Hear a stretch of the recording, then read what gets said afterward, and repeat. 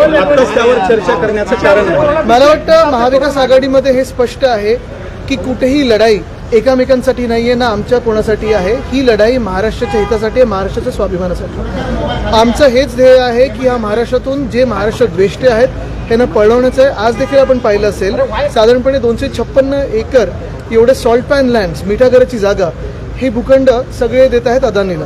मुंबई विकायला निघालेले आहेत. महाराष्ट्रात आपण पाहतोय सगळ्यांचे हाल कसे झालेले आहेत आणि म्हणून आमचं पहिलं हे ध्येय आहे ते हेच आहे की भाजपला पळवा. नाही पण शरद पवार स्पष्ट म्हणाले हे अंतर्गत चर्चेवर होईल. मुख्य गोष्ट हीच आहे कोणी मुख्यमंत्री पदासाठी लढत नाहीये.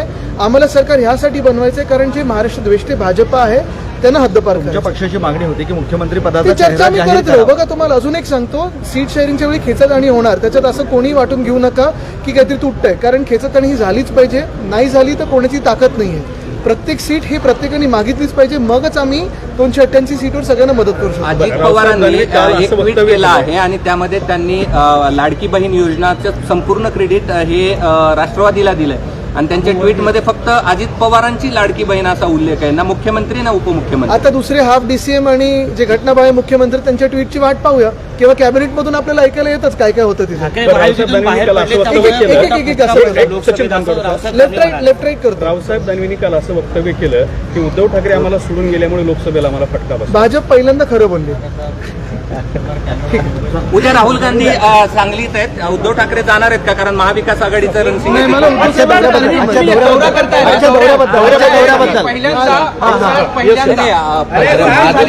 जाणार आहेत का राहुल गांधी? काय काय काय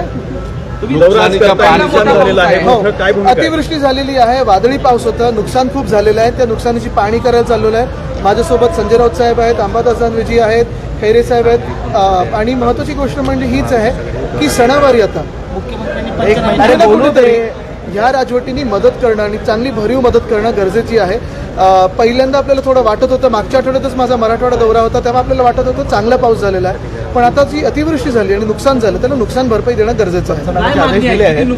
आता मागणी म्हणजे पहिलं आम्ही पाहणी करू मगच त्याच्यावर मागणी करू. उगाचची काहीतरी आम्हाला मागणी करायची म्हणून नाही, राजकीय मागणी म्हणून नाही. पण निश्चित एक गोष्ट नक्की आहे की आपल्याला माहिती आहे सण येत आहेत. गणपती बाप्पाचा सण आहे, त्याच्यानंतर नवरात्र आहे. शेतकऱ्यांना आपल्याला मदत देणं गरजेचं आहे. खांद्याला खांद्याला उभं राहणं गरजेचं आहे, धीर देणं गरजेचं आहे. ही सगळी जी आता पंचनामे वगैरेची जी नियोजन असतं ते पंचनामे होत राहतात. प्रशासन आपलं काम करतं. मागच्याही 2 वर्षी आपण पाहिलं असेल जिथे गारपीट झाली, कुठे अवकाळी पाऊस झाला, दुष्काळाची परिस्थिती, या सगळ्या परिस्थितीमध्ये प्रशासन आपलं काम करत होतं.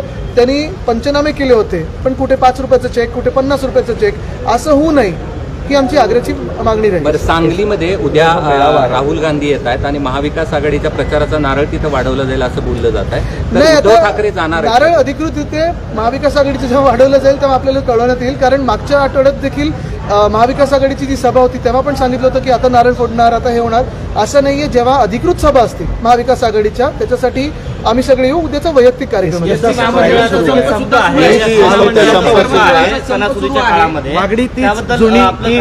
मला वाटतं कुठे ना कुठेतरी जे घटनाबाह्य मुख्यमंत्री त्यांनी बसून तोडगा काढावा कारण लोकांना त्रास होऊ नये ही प्रमुख भूमिका. देखील दुसऱ्या बाजूला एसटी जी संप होतोय त्या ज्या मागण्या आहेत त्या देखील मला वाटतं काही वर्षांपूर्वीच्या त्याच्यात कुठेतरी मध्यमार्ग काढावा. आणि त्यावेळी जे यांच्यासाठी रस्त्यावर आले होते भाजपचे काही नेते ते आज कुठे आहेत? त्यांच्या वतीने बोलत आहेत का?